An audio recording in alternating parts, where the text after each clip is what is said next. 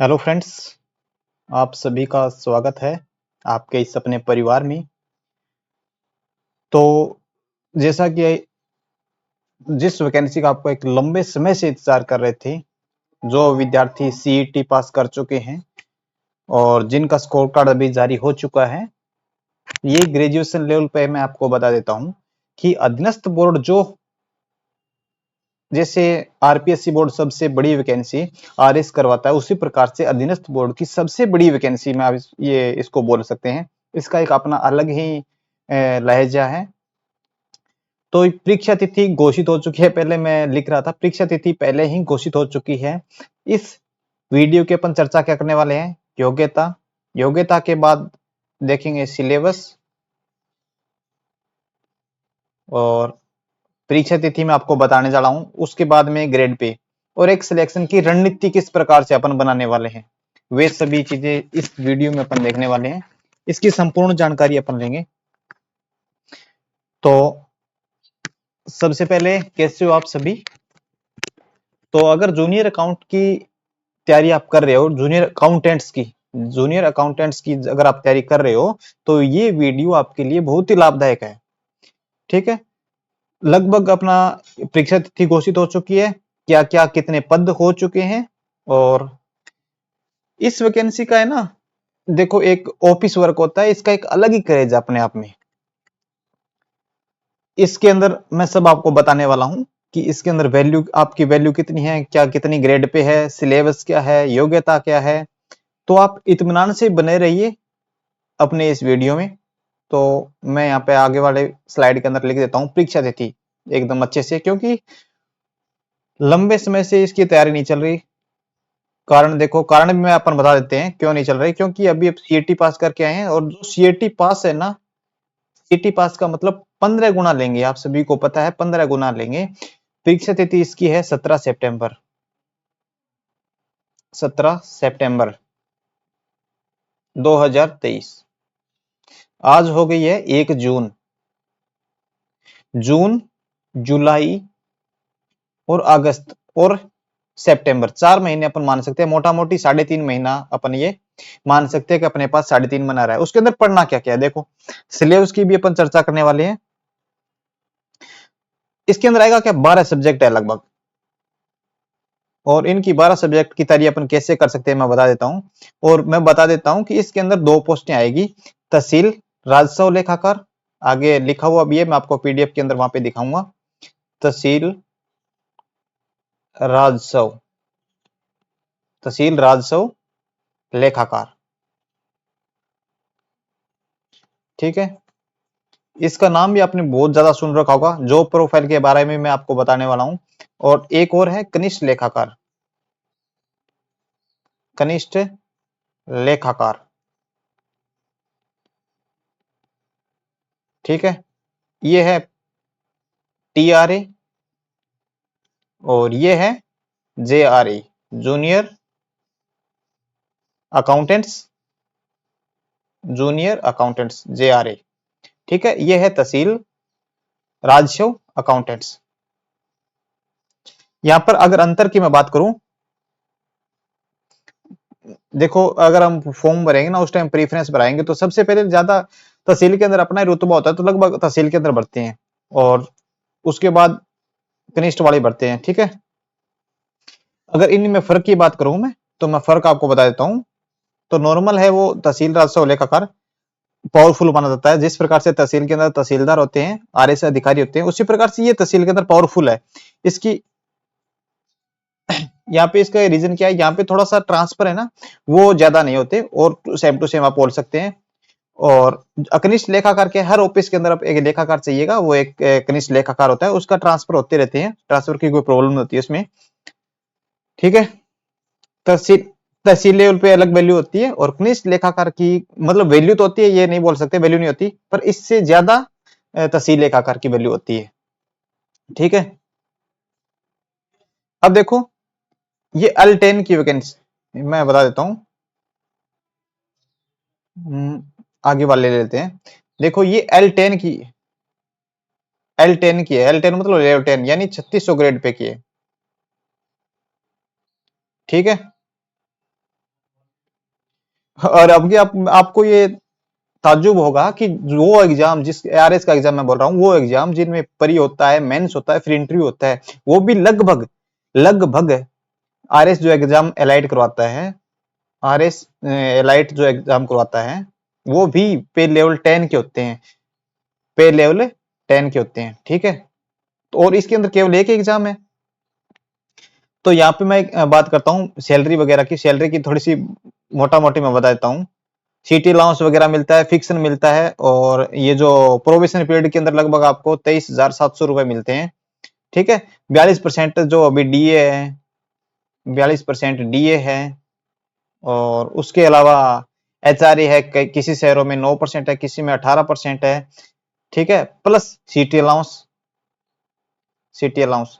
देखो दोस्तों, आप इसकी तैयारी कर लीजिए। मेरा मानना ये है कि जो राजस्थान का पढ़ा हुआ है ना, वो इसकी तैयारी जरूर कर लीजिए, जरूर जरूर कर लीजिए। इसका भी अपना एक रीजन है, सिलेबस, सिलेबल है ना।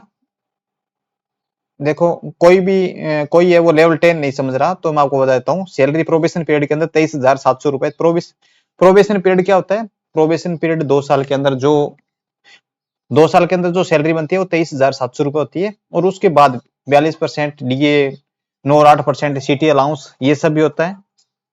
तो ये एक बहुत ही अच्छी जॉब प्रोफाइल वाली L10 की वैकेंसी होती है। L10 यानी जो आरएस एलाइट करवाता है। आरएस के अंदर एक इंटरव्यू भी आपका होता है, मेंस भी होता है, प्री भी होता है, पर जूनियर अकाउंट्स के अंदर ऐसा कुछ नहीं होता। ये इसमें 2 वैकेंसी होती है, एक तहसील स्तर पर और एक कनिष्ठ लेखाकार, ठीक है। अब मैं ज्यादा समय नहीं घूमूंगा, थोड़ा सा अपन चलते हैं इसके सिलेबस के बारे में। सिलेबस नहीं, सबसे पहले सीईटी का जो विज्ञापन था आपका, वो मैं आपको दिखा देता हूँ। सीईटी का विज्ञापन है, ये देखो, ये यहाँ पे लिखा गया है। मैं इसको हाईलाइट करने वाला हूँ, हाईलाइटर, ये देखो, ये है कनिष्ठ लेखाकार और ये है तहसील राजस्व। इसकी वैकेंसी ज्यादा है, और सुनो आप, इसके अलावा इसके पोस्ट भी बढ़ने के चांस है, पोस्ट भी बढ़ने के चांस है, ठीक है। एक चीज और बता देता हूँ, ये जो ऑफिस होता है, ये ऑफिस के अंदर तीसरे नंबर का अधिकारी होता है, थर्ड, ठीक है। तीसरे नंबर की पावर जो है वो जूनियर काउंट करता है, ठीक है। अब अपन जल्दी से बात कर लेते हैं। और एक बात और रह गई थी पीछे, अपन कर लेते हैं प्रमोशन की बात। मैं करता हूँ प्रमोशन, हाँ ये देखो, प्रमोशन है वो किस प्रकार से होता है इसका। प्रमोशन होता है, देखो, पहले डब्ल्यू बनता है, ठीक है, उसके बाद डब्ल्यू फर्स्ट, डब्ल्यू सेकंड, और उसके बाद है RACS, ठीक है। इस प्रकार से इनके प्रमोशन होते हैं, ठीक है। और देखो, ये तो आपको पता ही है कि सरकारी कामों में तो रुकावटें चलती रहती है, टाइम से नहीं होते, पर अकॉर्डिंग टू रूल है ना, प्रमोशन लगभग लगभग लगभग लगभग 12 से 13 साल, 15 साल, 15 साल, 12 से 15 साल तक जूनियर अकाउंट है वो RACS बन सकता है, ठीक है। अब देखो, क्वालिफिकेशन की अपने बात कर ली, क्वालिफिकेशन और रह गई थी। यहाँ पे क्वालिफिकेशन के बारे में बात करता हूँ, तो एक तो सीईटी पास होना चाहिए, सीईटी पास ग्रेजुएशन वाली, क्योंकि जिसका ग्रेजुएशन होगा ना वही सीईटी पास, ये तो जाहिर सी बात है। दूसरा RSCIT। एक तीसरा एज का, एज है इसमें 21 साल से 40 साल, ओके, 21 साल से 40 साल। इसके अंदर देखो, ग्रेजुएशन है वो कोई भी स्ट्रीम में हो सकती है। बहुत ही शानदार वैकेंसी है दोस्तों, बहुत ही शानदार। एक बार प्रयास जरूर करना इसमें, ओके। अब देखो, अब हम बात करेंगे थोड़ा सा सिलेबस वगैरह के बारे में भी बात करने वाले हैं। ये मैं बात बता दी आपको कि यहाँ पे जो लिखा गया था, राजस्थान अधीनस्थ लेखा सेवा नियम कनिष्ठ, और राजस्थान राजस्व लेखा अधीनस्थ लेखा राजस्व, आगे वाले पेज के अंदर ये है, इसके अंदर दिया हुआ, ये देखो, ये रहा कनिष्ठ लेखाकार 1923 पोस्ट, 1923 पोस्ट, और 198। मोटा मोटी अगर मैं बात करूं, 8 और 3 11, 9 2 11 और 12, 9 और 10 और 1 11, और 22, 2121 वैकेंसी है। देखो कैटेगरी वाइज अगर इनको काउंट करें तो 27% ओबीसी का होता है, 10% एससी का होता है। इस प्रकार से कैटेगरी वाइज भी अगर वैकेंसी देखें तो बहुत है, 2121। अगर देखो अगर क्या है, ये लगभग लगभग 15 गुना वैकेंसी, 15 गुना सीईटी वाले लेंगे तो 32,000, ठीक है, 32,000 जिस भी विद्यार्थी के या जिस भी स्टूडेंट के सीईटी के अंदर 180 प्लस, सॉरी 185 प्लस है ना, वो तो कन्फर्म इस तैयारी के लग जाओ। देखो 185 प्लस जनरल में बोल रहा हूँ, कैटेगरी तो और भी कम रहेगा, लगभग 5-10 का फर्क आप जान लो, पर इसमें है ना अपन वो एक्सपर्ट नहीं है, बस बता रहे हैं लगभग लगभग, ठीक है। अब देखो आगे सिलेबस की मैं बात करूं, इसके अंदर दो पेपर होते हैं, पेपर फर्स्ट और पेपर सेकंड। पेपर फर्स्ट के अंदर 450 नंबर और पेपर सेकंड के अंदर आपका आएगा 450 नंबर, यानी 450। जो अपन पढ़ने वाले हैं राजस्थान सेवा नियम, वो 25 नंबर के आएंगे, पूरा सिलेबस उसमें अपन कवर करने वाले हैं, 25 नंबर की इसमें आएगा। देखो हिंदी, हिंदी कोई ज्यादा नहीं है, फिर इंग्लिश, ठीक है, हिंदी इंग्लिश सब्जेक्ट गिनते चलना। और उसके बाद जनरल नॉलेज, राजस्थान का, राजस्थान का जनरल नॉलेज। और फिर देखो आगे नेक्स्ट पेज, सिलेबस भी बहुत बड़ा है, इसका बात नहीं। राजस्थान के जनरल नॉलेज में ये देखो सब कुछ दिया हुआ है, ये कल्चर है, हिस्ट्री है, ज्योग्राफी है, पॉलिटी है। उसके बाद राजस्थान के ही करंट अफेयर, फिर इंडियन पॉलिटी, और फिर ज्योग्राफी राजस्थान और इंडिया की, ठीक है, सब्जेक्ट गिनते चलता रहना। फिर एवरीडे साइंस, मतलब प्रतिदिन साइंस, जो अपन बोल सकते हैं दैनिक जीवन में साइंस। और उसके बाद मैथमेटिक्स, बेसिक ऑफ कंप्यूटर, सब के सब 25 75 नंबर के ये सब आने वाले हैं। हिंदी भी 75, एक मैं पेज पे अलग से लिख देता हूँ, या तो आपको मिलेगा आगे पेज पे या फिर मैं लिख देता हूँ, ये देखो ये रे,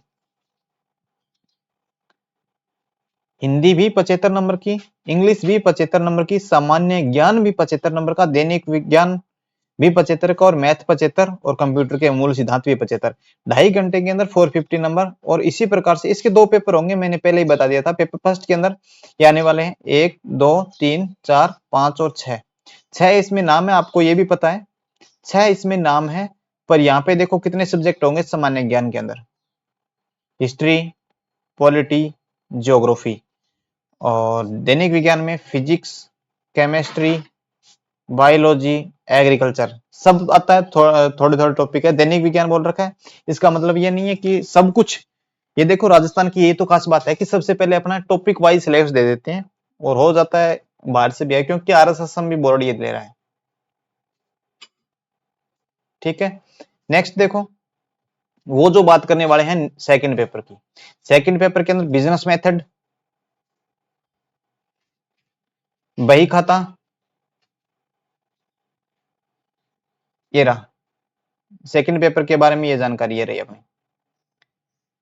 क्या क्या पढ़ने वाले हैं, क्या क्या नहीं, वो भी अभी मैं बताने वाला हूं। देखो ज्यादा टाइम भी नहीं खराब करेंगे अपन, काम की चीजें हैं, काम की चीजें तो बतानी ही होगी, तभी होगा काम। बही खाता, बही खाता, व्यवसाय, लेखा परीक्षा, भारतीय अर्थशास्त्र, राजस्थान लेखा नियम खंड 1, और ये सेकंड। इसमें भी देखो अध्याय 1, 3, 10, 11 लिख देता हूँ, एक नहीं दो होना चाहिए था, ठीक है ठीक है, वॉल्यूम 2, 3, 10, 11, 13, 14, 15 और 16, ठीक है। ये रूल अभी मैं बताने वाला हूँ, परिचयन का थोड़ा सा मैं आपको करवा देता हूँ, फिर आगे वाली जो क्लासें होगी अपनी, उनमें ये कंटिन्यूसली होगा सब कुछ, ठीक है। अब थोड़ा सा मैं ये क्लासें आपको बता देता हूँ किस प्रकार से अपनी होने वाली है। देखो राजस्थान के जो सेवा नियम हैं, वो आरएस के अंदर लगने के बाद ये पढ़ाए जाते हैं, और यहाँ पे अपन पहले पढ़ रहे हैं राजस्थान, राजस्थान सेवा नियम, ठीक है। और यहाँ पे पहले ही पढ़ाया जा रहा है, इसका मतलब कुछ ना कुछ नहीं, बहुत ज्यादा इंपॉर्टेंस ये, ठीक है। देखो इसके अंदर कितने खंड है, कितने अध्याय हैं, ये सभी में अपन चर्चा करने वाले हैं। 75 नंबर से लगभग ये 25 नंबर का आएगा एक चैप्टर। ठीक है, 25 मार्क्स की आने वाली।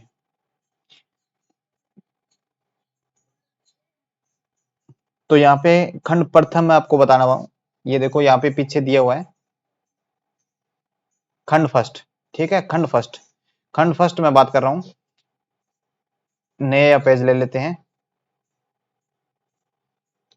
अब मैं आपको इसलिए बता रहा हूं क्योंकि सिलेबस के अंदर है क्या, जब तक आपको सिलेबस का आइडिया नहीं होगा तब तक अपन कुछ नहीं कर सकते।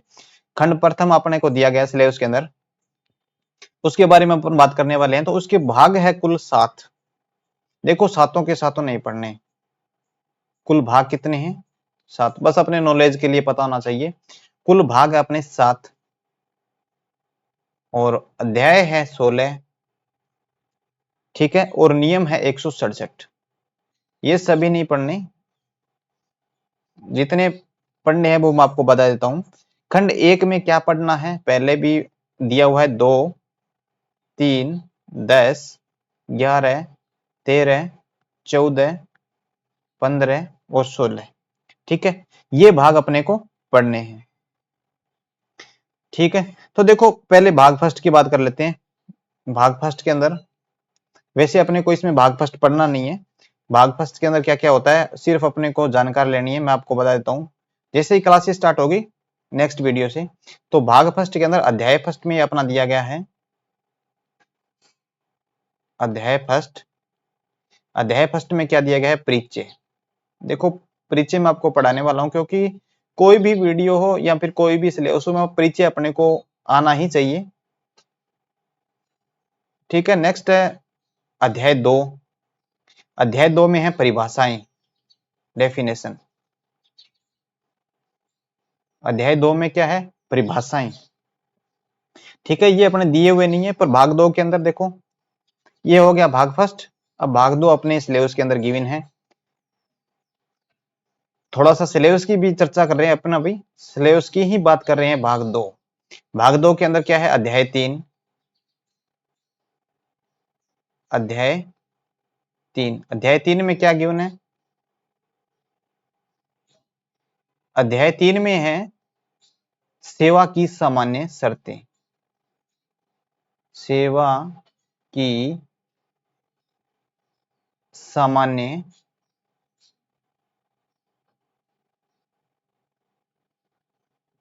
शर्तें। ठीक है, किस प्रकार से ये होती है सेवाएं, अध्याय 4 के अंदर। अब देखो भाग 2 में अध्याय 3 है, अब आ गया अपना भाग 3। कौन सा आ गया, भाग 3। भाग 3 में क्या है, अध्याय। अब देखो मैं इसका ए का मतलब अध्याय हो गया। अध्याय 4, अध्याय 4 में वेतन है। ठीक है, अध्याय 5, अध्याय 5 में वेतन के अतिरिक्त जो अन्य भत्ते आते हैं वो आते हैं। अब हम बात करेंगे जैसे जिस जिस प्रकार से पढ़ते चलेंगे। और अध्याय 6 में है नियुक्तियों का संयोजन। अध्याय 7 में है भारत के बाहर की प्रतिनियुक्ति। और 8 में है बर्खास्ती। 9 में है अनिवार्य आयु पर सेवानिवृत्ति। अनिवार्य आयु मतलब दो अर्धवार्षिक आयु होती है वो बोल सकते हैं। तो वेतन हो गया और इसमें अतिरिक्त भत्ते हो गए। मैं याद कराऊं, देखो पहले वेतन याद कैसे करेंगे, याद वेतन, वेतन के साथ भत्ते भी मिलते हैं। फिर जो नियुक्ति के संयोजन है कि किस डिपार्टमेंट में किसको नियुक्ति मिलने वाली है वो चीजें। और इसके बाद भारत के बाहर की प्रतिनियुक्ति, यहां से भारत के बाहर की प्रतिनियुक्ति। और देखो प्रतिनियुक्ति होने के बाद एक कंफर्म होता है कि जो सही से नौकरी नहीं करेगा या गड़बड़ी करेगा उसके अंदर, तो उसकी बर्खास्ती भी होगी, बर्खास्त होगी। या फिर इसको एक होता है निष्कासन। ठीक है, निष्कासन। और तीसरा होता है निलंबन। ठीक है, अब एक अनिवार्य जो सेवानिवृत्ति है वो भाग 3 के अंदर ये सेवानिवृत्ति, इसका जो पूरा है वो है अनिवार्य आयु पर सेवानिवृत्ति।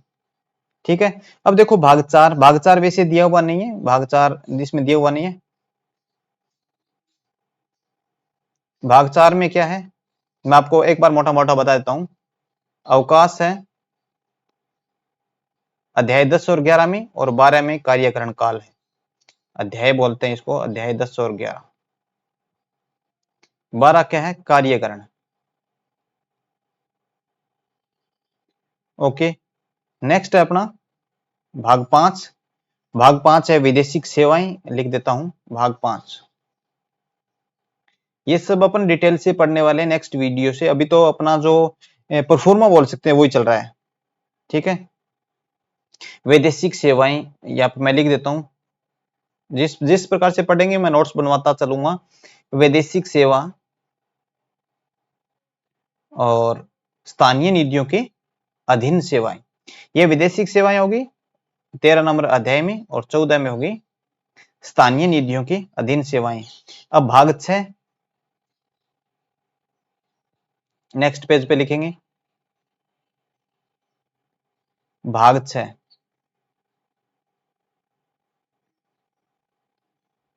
भाग 6 क्या है?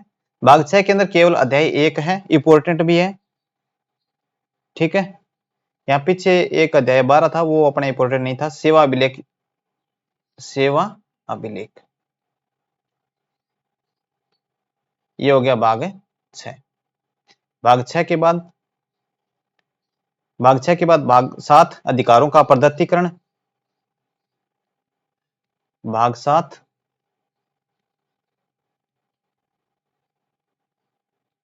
अधिकारों का प्रदत्तीकरण। ओके, भाग 7 के अंदर अध्याय 16 है, इंपोर्टेंट है ये भी।